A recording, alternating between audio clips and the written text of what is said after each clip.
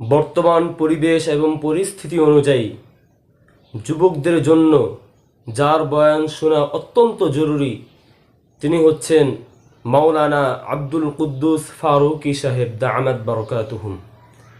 তিনি আফগানিস্তানের মধ্যে রাশিয়া এবং আমেরিকার বিরুদ্ধে সর্বমোট মিলিয়ে 7 বছর যুদ্ধের ময়দানে অবতীর্ণ ছিলেন এবং বহু রাশিয়া এবং আমেরিকান সমর্থিত সেনাবাহিনীদেরকে তিনি জাহান্নামে পাঠিয়েছেন।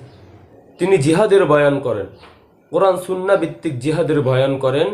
বর্তমান পরিবেশ পরিস্থিতি অনুযায়ী তার বয়ান শোনা অত্যন্ত জরুরি।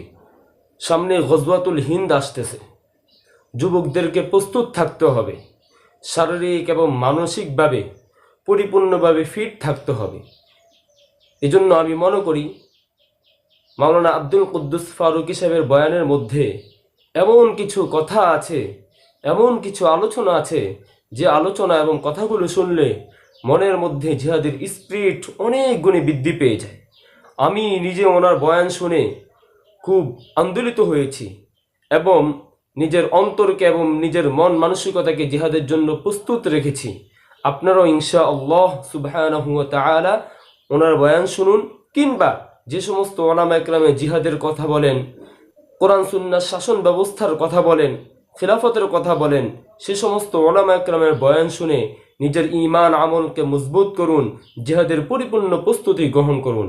কোরআনে আল্লাহ কারীম ইরশাদ করেন, ওয়াআইদ্দু লাহুম মাসতাতা'তুম মিন কুওয়াহ, তোমরা তাদের বিরুদ্ধে তোমাদের সামর্থ্য অনুযায়ী প্রশিক্ষণ গ্রহণ করো, প্রস্তুতি গ্রহণ করো। আমরা যদি প্রস্তুতি গ্রহণ করতে পারি ইনশাআল্লাহ সুবহানাহু ওয়া তাআলা কাফিররা আমাদেরকে দেখে ভীত সন্ত্রস্ত হবে এবং যুদ্ধের ময়দানে যদি তারা অবতীর্ণ হয়ও তারা আমাদের রণকৌশলের সামনে আল্লাহ সুবহানাহু ওয়া তাআলার দয়ায় তারা বিপর্যস্ত এবং পরাভূত হবে ইনশাআল্লাহ সুবহানাহু ওয়া তাআলা। আল্লাহ সুবহানাহু ওয়া তাআলা আমাদেরকে আমল করার তৌফিক দান করুন। আমিন। ওয়া আখিরু দাওয়ানা আলহামদুলিল্লাহি রাব্বিল আলামিন।